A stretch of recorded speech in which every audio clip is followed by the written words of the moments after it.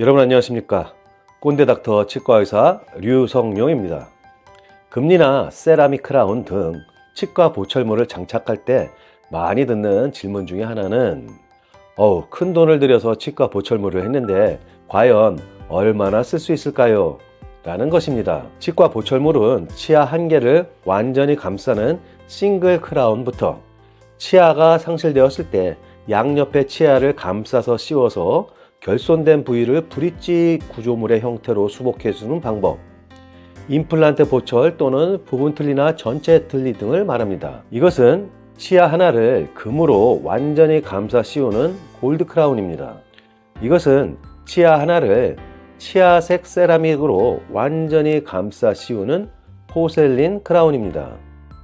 이것은 치아가 상실되었을 때 양옆의 치아를 감싸 씌워서 결손 부위를 수복시켜주는 지르코니아 브릿지 보철입니다.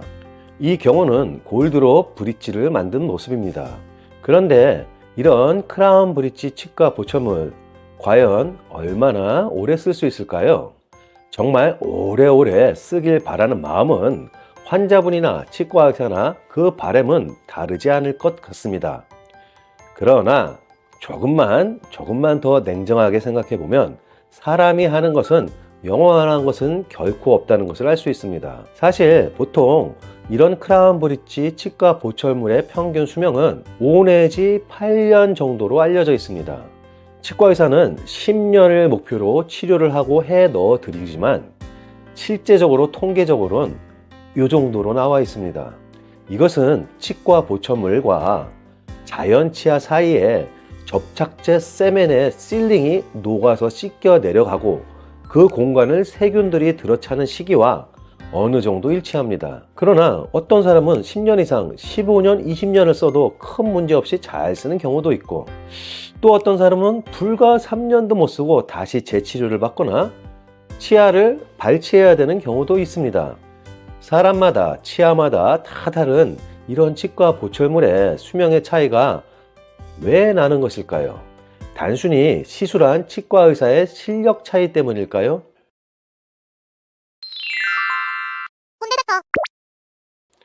첫 번째, 치과 보철물과 자동차와의 비교입니다. 특히 크라운 브릿지 치과 보철 치료를 할 때는 치과 치료의 특성이 의술이라는 측면과 더불어서 기계적인 측면도 상당 부분 포함되어 있기 때문에 치과 보철물의 수명에 관해서 설명을 드릴 때 소위 첨단 기술의 집약체라고 하는 자동차에 비유해서 설명드리곤 합니다. 두 번째, 자동차의 AS와 치과 보철물의 AS입니다. 보통 자동차를 새로 사면 몇 년간 애프터 서비스 사후 봉사 AS 기간이 있습니다. 이것은 그 몇 년간은 자연적인 고장이 없어야 한다는 것으로 생각할 수도 있습니다. 마찬가지로 치과에서도 큰 돈을 들였으면 일정 기간은 보장을 해줘야 되는 것이 아닌가 생각할 수도 있습니다. 그러나 자동차의 경우에도 몇 년 이내에는 사후 봉사 기간이 있다 하더라도 주행거리가 몇만 킬로미터 이내라는 또 다른 조건이 따라 붙습니다. 즉, 자동차라는 것은 사용하기에 따라서 더 빨리 손상이 발생할 수도 있다는 이야기입니다. 그런데 자동차는 이처럼 계기판이라는 것이 있어서 이 자동차가 얼마나 사용을 했는지 알 수 있게 해줍니다. 그러나 이 자동차가 험한 비포장 도로를 주로 달렸는지 자동차에 무리가 없는 포장 도로를 주로 달렸는지까지는 계기판에 나오지 않습니다. 이 사람의 입안에는 자동차처럼 계기판이 없습니다. 하루에 음식물을 씹는 횟수가 몇 번이고 몇 번을 칫솔질하고 음식은 어떤 종류를 좋아하고 등등 어떻게 치아를 사용했는지 아무것도 알 수가 없습니다. 따라서 자동차처럼 몇만 킬로미터 이내라는 기준을 세울 수가 없습니다.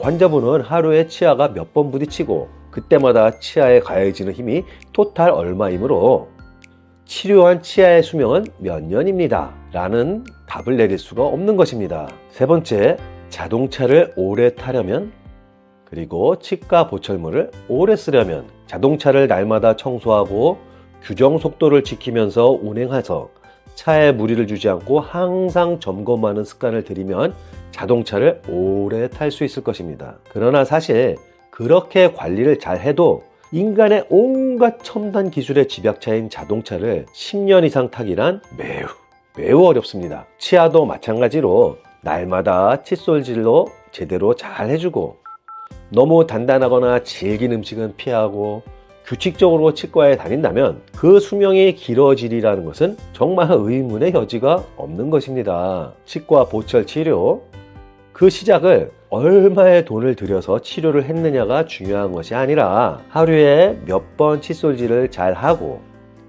또 얼마나 자주 치과에 내원해서 검진을 받고 조기에 치료를 받느냐가 훨씬 더 중요한 보철 치료의 시작이자 끝인 것입니다. 사람은 자동차 같은 기계 부속품이 아니기 때문입니다. 지금까지 꼰대닥터 치과의사 류성룡이었습니다. 시청해 주셔서 감사합니다.